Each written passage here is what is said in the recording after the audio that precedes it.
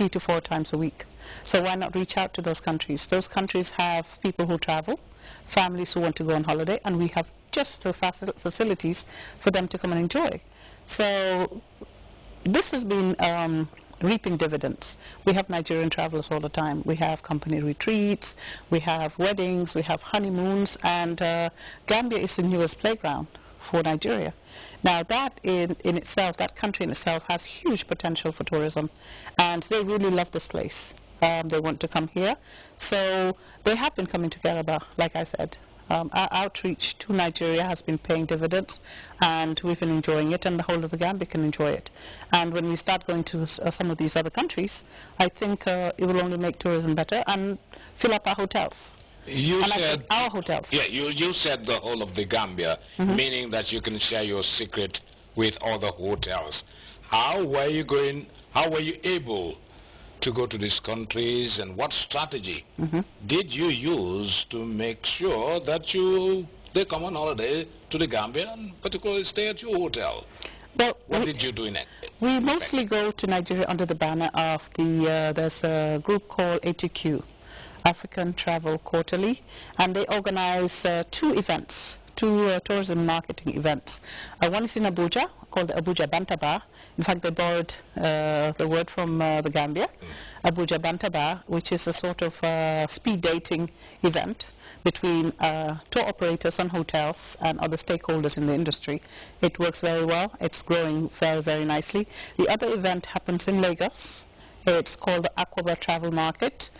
Representatives from the major airlines, hotels, and other hospitality stakeholders are all present.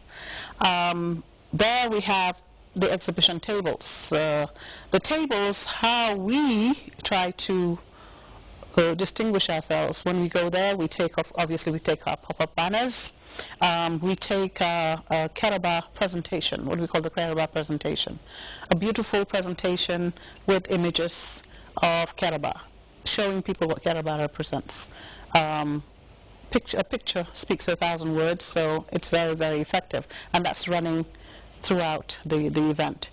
We take collateral, what we call collateral in the hotel industry, that is flyers, brochures, and other items, promotional items. We take our Karaba caps, we take our Karaba Lacoste t-shirts, we take our Karaba collateral and interesting things that we use to give to people, either as gifts, that we give to people as information packages, so that when they leave that place, they go with something. And of course, you're circulating, and of course, you're networking whilst you're there. You make appointments as well. We make appointments with tour and travel agencies. Besides the meeting there and the exchange of collateral, we get to sit one-on-one and get to know what they want. Your customers, what do they require? When they go on holiday, what do they want to do? How can we accommodate them and make sure they have a good time with us? So that's really extending it away from the travel market. We stay 2 or 3 days extra, and we reach out, meet, sit down, and exchange information with some of these travel and tour operators. I have seen a remarkable shift away from what used to be the traditional Karaba flyer with probably a nice, happy, smiling tourist from Europe, from somewhere else, now to a beautiful black African queen or girl in wedding dress. I mean, the smiling African is now more prominent in your brochures. What led to this move now? It's not so much a move. I think Africa is on the front line. African fashion, African fabrics, African braids, everything about Africa is fashionable, is hip. We have a lot of weddings. Most of our weddings traditionally were weddings for European tourists that came here. But we have a lot of Africans coming as well. And we just thought, let's think outside of the box. At Karaba, we're constantly thinking, what can we do that's different from what everybody else is doing? Innovation. And we thought, okay, let's have Gambians on our flyers. So this is the wedding flyer, as you can see, with a Gambian couple. Okay. Yeah. But at the end of the day, it doesn't matter who is on the picture. You have a wedding dress, you have the beautiful images, and you have the relevant information for the guest, and that's what counts. And again, the honeymoon package, you have a beautiful African couple. Very well. There. Beautiful, relevant. You're in the Gambia, you're advertising a Gambian hotel. So this is what it is.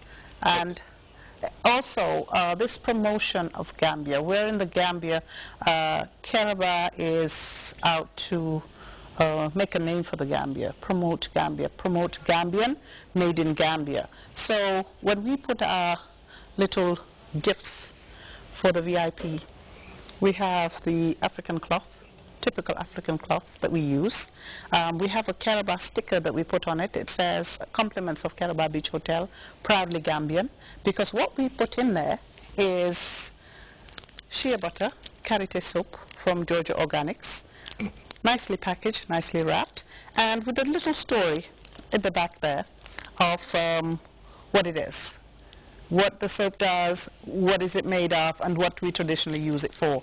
And the soaps are shea butter, palm kernel, palm oil soap, coconut soap. Local Gambian produce. Locally made, Gambian produced, and feeling Gambia. This is what it's all about.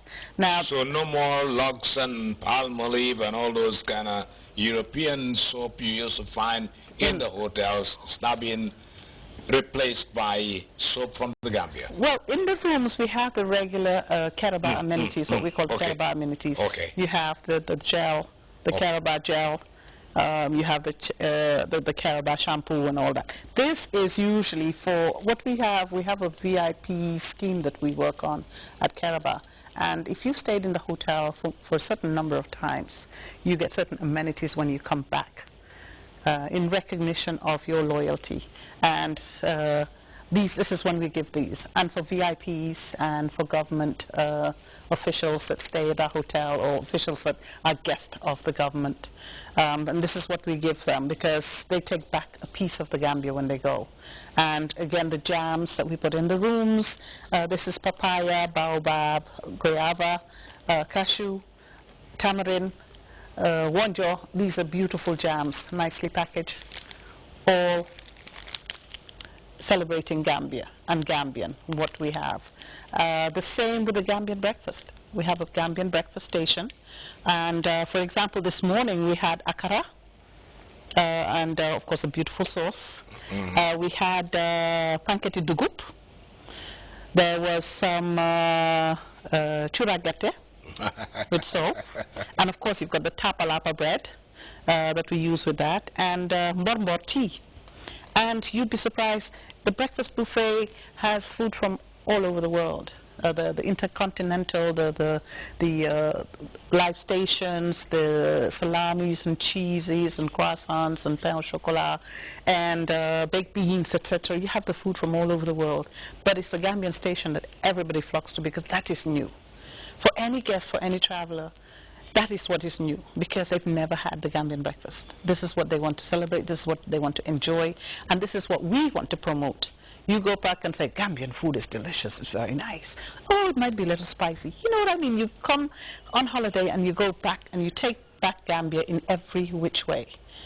From amenities in your room, from the Gambian dishes on every single, we have 4 restaurants and bars, and in every single restaurant you have at least 3 menu items that are purely Gambian. So you taste the food, you feel Gambia, you enjoy a beautiful garden, you see the monkeys roaming around, you see the peacocks, you see the beautiful gardens, and then you take back some of this Gambia with you.